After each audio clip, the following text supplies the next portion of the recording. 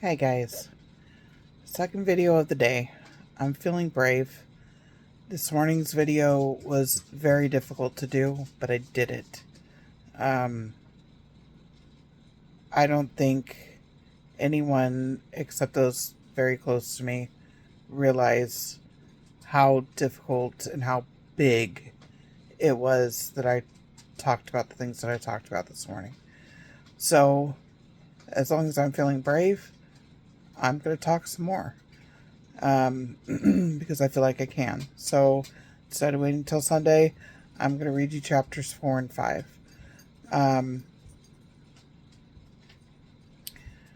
Chapter 5 is difficult. Chapter 5, the end, I think it's chapter 5, I think is where I start talking about the traumas, I think, if I remember right. So, all right, let's do this. So, chapter 4 is called Discomfort with Change. This was July 11th, 2022, and that was day 4 of Breakthrough. As always, I start with a quote. This was by Robert Jordan. It says, "The oak fought the wind and was broken. The willow bent when it must, and it survived." Okay, now it's my words. I can feel it more intensely today, and I'm struggling with the anxiety. It makes me want to get up and move constantly, but nothing I do satisfies. So I sit back down and write and listen to music, to the poetry, and I hear the songs from different perspectives. Familiar, comforting songs begin to shimmer and vibrate, and the words begin maneuvering themselves into new patterns, and I can view them in completely different ways that were blind to me prior. It's fascinating and beautiful. I thought listening to Tori Amos and Sarah McLachlan again was off the table, but love is strong. And despite that these two hold a strong connection to Adi and I, the poetry is beautiful. And it can always be interpreted differently. And it is. Everything is different. Yet the past is still there. I feel it nagging at me like a vampire clutched to my neck. And those fantasies and illusions are still there, and they kept me sane and safe for a long time. So of course they are still there, just not as loudly now. It's hard not to go there. To fantasize that she will suddenly remember and run back to you. It's not going to happen. Your desires will not come to fruition, and that is so difficult to accept and let go of. Too much right now. So I reached out to Russo as per our plan, and texted her, "Remind me." And she immediately texted back, "Are you living in the past, present, or future?" I replied, "I'm trying to live in the present, but I'm having a moment of living in the past, and it's difficult right now." She replied, "Think about why and how you can't change the past. So is this helping or hurting you at this moment?" Hurting. It's fucking hurting, and it's uncomfortable. It's making me restless. I don't know what to do with myself. So I write, and I listen to music, and I sit in the pain, and it fucking sucks. And all I want to do is run, or divert the hurt, and I know how to. And it's taking everything to stop myself, because I don't need to create another scar on top of all the others. But the fact that what feels to be the deepest... Ooh, that scared me. Sorry, my cat. What feels to be the deepest scar is bleeding just as deeply as in the past. It's killing me, but it's been festering. Fester and rot.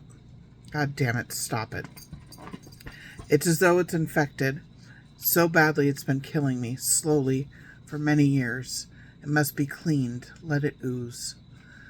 There's no getting around the process, whatever process this may be, because it's foreign. It's never healed before, so this process is new. And you have felt some highs, and now there's a valley. The valley won't kill you, Jaren. It's just a valley. There are hills up ahead. The high will come back. Believe in it, Jaren. Trust it. Breathe. Seriously, stop. Take 3 deep breaths. You see how your body is calmer now? You know this, Jaren. When your body is this tense, 3 deep breaths. Ground yourself. Check the room. Name 3 things in the room. Relax. You are okay in this moment. Love yourself, Darren, just as much as if you saw a friend in as much pain as you are in right now. You would be there for them. You would hold them, hear them, comfort them. You'd stay by their side until they were okay again. Be that to yourself, as cheesy as it may sound. So sit with yourself, love yourself, hold yourself. It's okay. You're okay, babe. Postscript, November 2023. I did not understand any of this at the time. Survivors and warriors of narcissistic abuse, as they heal, have many ups and downs. Healing is anything but linear. I make reference to this later in the book. I liken it to being on a roller coaster. I have since heard this analogy many times regarding the healing process for survivors. It is strange to look back and realize I knew that this was happening, but I still thought I was alone in this. I thought no one else on earth would understand what I was enduring. It is so difficult to now know that there are so many people out there who have been through just this. It is bittersweet. I feel so grateful to not be alone, yet I am so saddened to know that there are so many people who have suffered as I have. There's more to this chapter. Break down, through. I don't understand what just happened. I was sitting here feeling anxious and thinking. Then I closed my eyes. I held myself and I put on Taylor Swift's Folklore album. And the last, I don't know how long, 20 minutes, 45, an hour, I sat here listening to the music, thinking about her words, how to apply them. Then I just got lost in the music and thoughts. After the song My Tears Ricochet, which I'd never heard before, I came to with no clue I was crying at all. But my face was soaked. What the hell was that? I felt like I had just woken up, but I know I was awake the entire time. Absolutely weird and strangely beautiful. I was thinking it's going to be hard coming up, and I need to let my therapist, Abigail, know that, especially when I get to Nadine and then Faye right after. Yes, you had therapy while you went through the breakup, but you dealt with some, but really, Jaren, you don't know how much. And that's going to be so hard, especially Nadine. You have to talk about it. I don't get into that until Nadine and Faye until book 2. Every single shameful secret this time that you know is killing you. No more hiding. The guilt you had for closing up when Joe, my dad, was dying. It's all coming up. You need to deal with the guilt of going through this and Gage being dragged through whatever the fuck this is. Side note, Jaren, you seriously didn't talk about all that you went through and when you prayed so hard for days to make you just stop feeling anything. After Angela died, what if that's what happened? What if you shut off parts of yourself that needed protecting so badly that you shut off certain feelings and emotions? Think about it. When you were smoking and Olivia was holding you, and that rush of emotion that was so strong, so intense, so far from the norm, yet you remembered it from a long, long time ago. You have no idea when, but the one word that sounded like it came from far away. Safe. Jaren, you legitimately forgot what feeling safe felt like. That's fucking horrible. That is beyond sad. But instead of feeling sorry for yourself, try thinking about it this way. You can still fucking feel it. I know you haven't felt it since, but it happened. So the potential is there.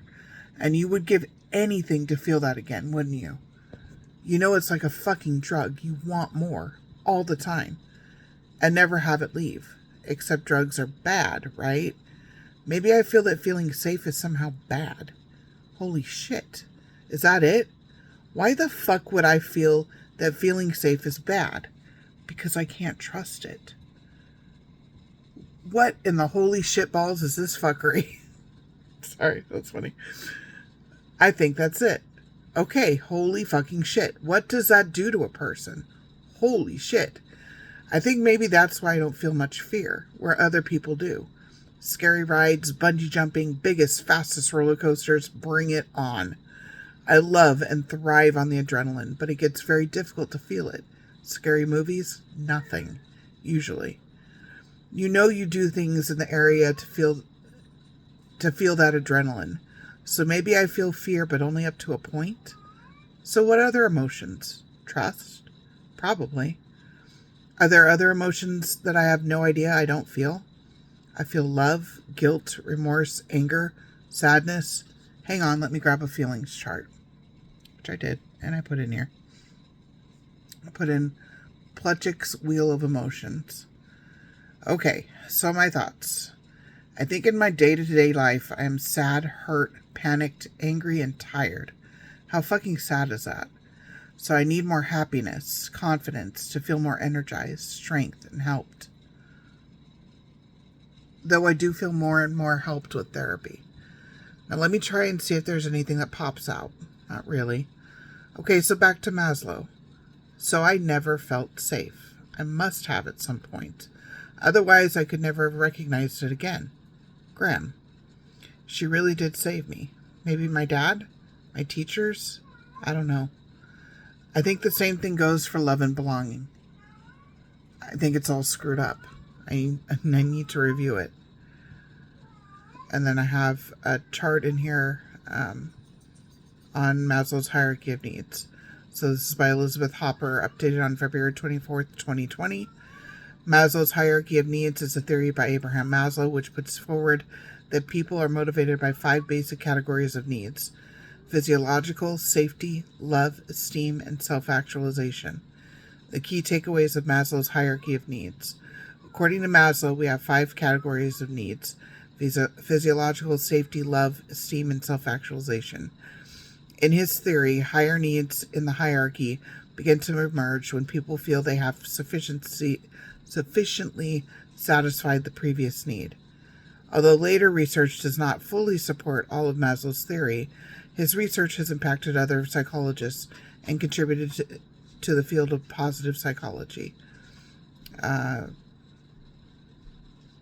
This is thoughtco.com, Maslow Hierarchy of Needs. I'm trying to figure this out. So this is me trying to figure this out. So behavioral, interesting. Not sure I'm getting the connection yet. I need to ask Abigail about this. God, this is so crazy. What a crazy few days. I hate that everyone around me is understanding what is going on, and I don't. It makes me feel dumb. What I do know is that I'm learning about a side of myself I've never known. I like her. She's calmer, not reactive, confident, courageous to a whole new degree. She's introspective. It feels like a split personality. Or the growth of my real personality? Was this the real me all along? Is it going to last? What the hell is happening to me? 2 more days, Sharon. You can talk it all over with Abigail. I feel like I'm getting a makeover, but with who I am as a person. It's the most bizarre feeling. I'm so afraid to go to bed. I'm so afraid it will go away. I can't lose this. I can dance. What the fuck? I haven't danced since I was 9. What the maternal figure did? Sexual abuse. The suicides in Westminster, both the hanging and the shooting. Those last 2 lines. Remember them.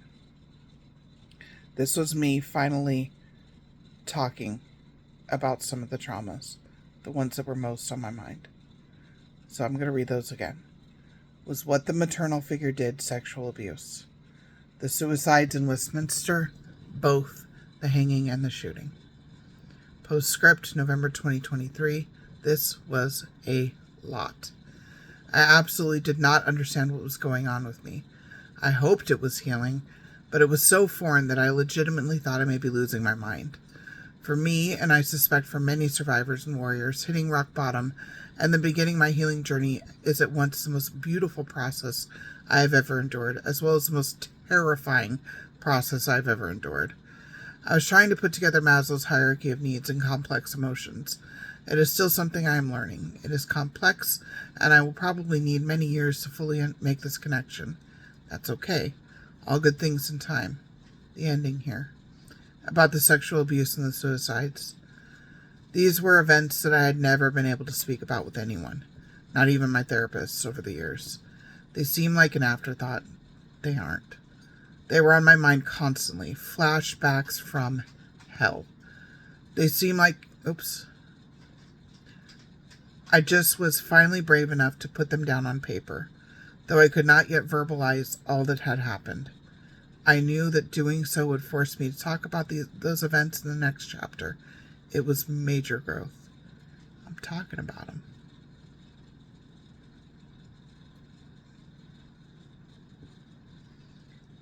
December 22nd, 2025. I am able to talk about them publicly. This stuff works, guys. It works. All right, let's go to Chapter 5. Chapter 5, the first trauma I need to get out. July 12th, 2022, Day 5. Start with the quote. This is by Megan Hine. In our most difficult moments, we are given an opportunity to reset and determine who we are or want to be.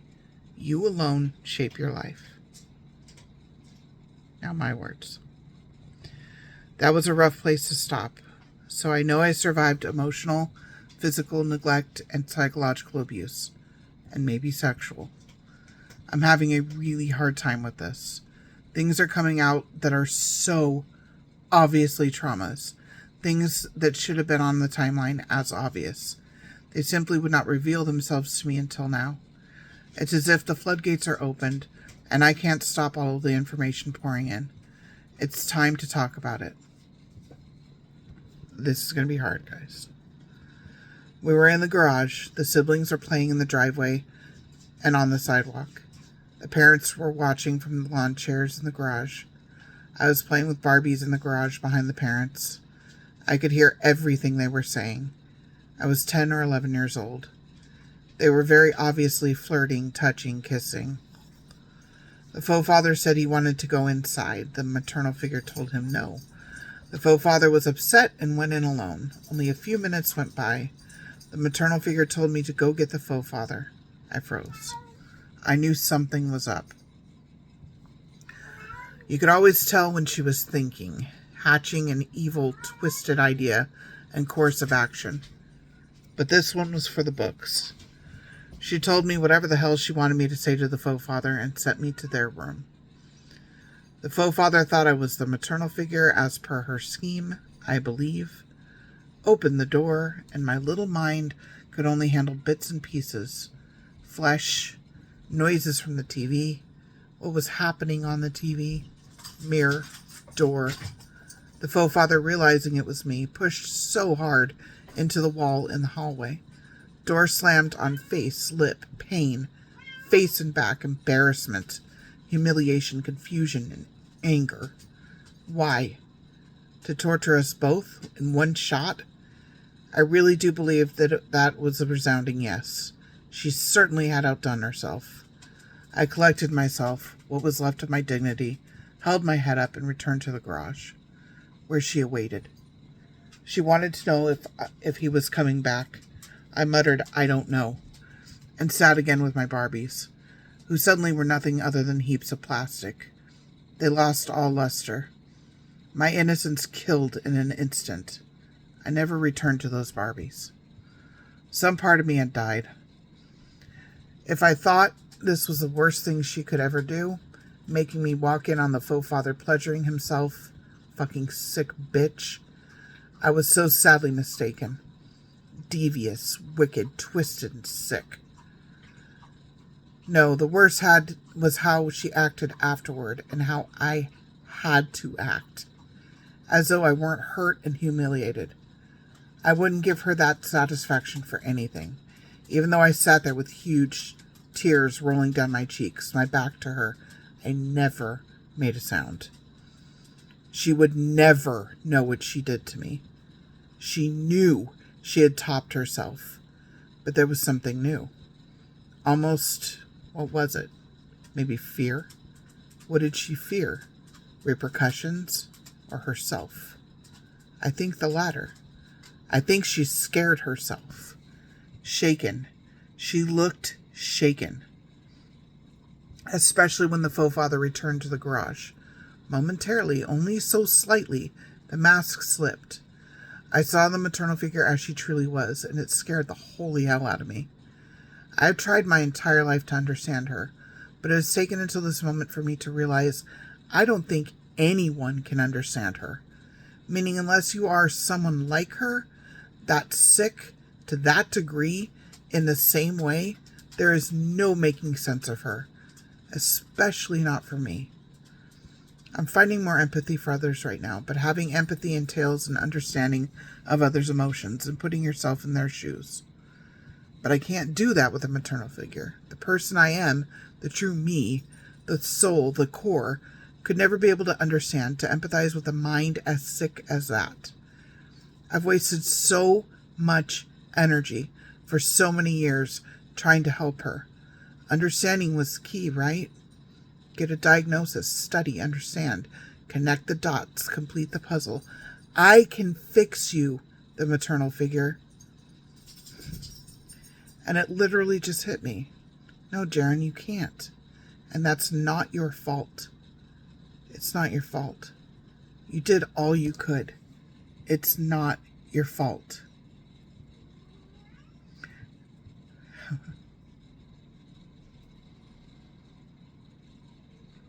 God damn it, listen, you couldn't save her, Jaren. She was broken long before you.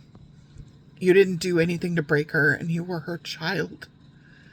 She was not your responsibility. You did not fail her, Jaren. You beautiful soul. You did not fail her. It was all so far beyond you, Jaren, and Jaren, you never had to. No one ever expected you to. No one except you felt this burden.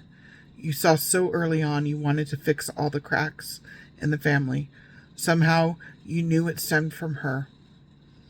Maybe you believed that. Holy shit. Yep. You felt that if you were able to fix her, you could go back to that first time she cheated on the faux father and have her come to the realization that if she goes through with it, she's going to lose everything.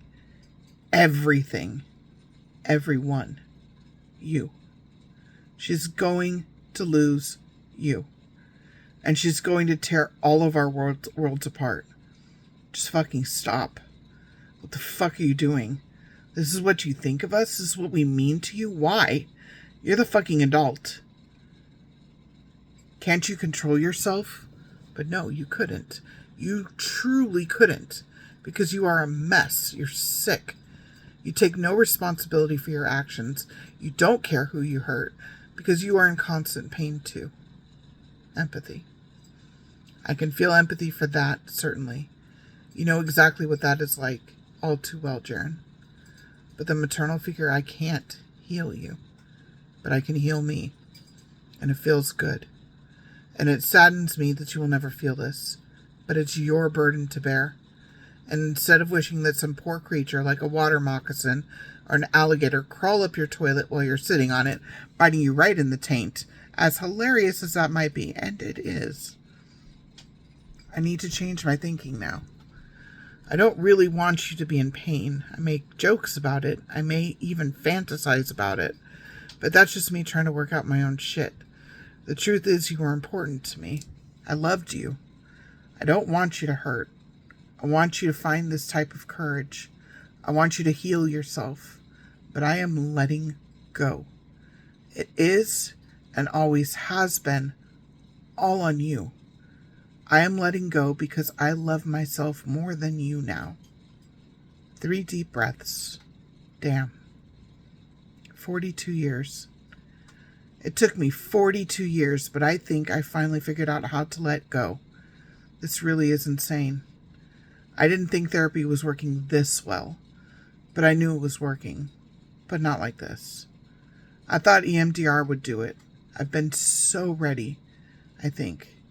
But it had to all come together to culminate under the correct circumstances. You prayed, Jaren. You actually prayed a lot. And look, at Angela's grave, 6 days ago, you prayed to heal. You wanted healing, and bam! Everything is happening so fast. Ever since you made the decision to finally be real. I still don't regret it. I can't. It had to happen. I'd do it again if it means I get to this place. Here, now, in the present. Thank you, Russo. I finally told Devlin. We'll get to Devlin. Ick. What's been going on? She's worried about you and letting Adia go. Me too. But it'll take time, and maybe someday when Adia is well enough, who knows? But there is no holding your breath aloud. Maybe she really doesn't feel those feelings. Nothing you can do about it. It wasn't you then. It's not you now. It wasn't you then. It's not you now. Those were her words. To me. I turned the TV on and watched the fucked up news today. It is as if I've been in a coma for 6 days. It was insane as always. Trump and the insurrection, Uvalde shooting, depressing as hell, but I can't ignore the exterior world. Postscript. November 2023. In my mind, this was one of the most disgusting and shameful secrets of my life. I had never spoken about it, not to anyone. I had never written about it before. It was, in my mind, one of the worst events of my childhood. This was huge for me to divulge. It was the beginning of being able to write about all of the traumas. I believe this was the moment that I made a conscious decision to stop hiding from my past. This wasn't my shame or burden to bear any longer.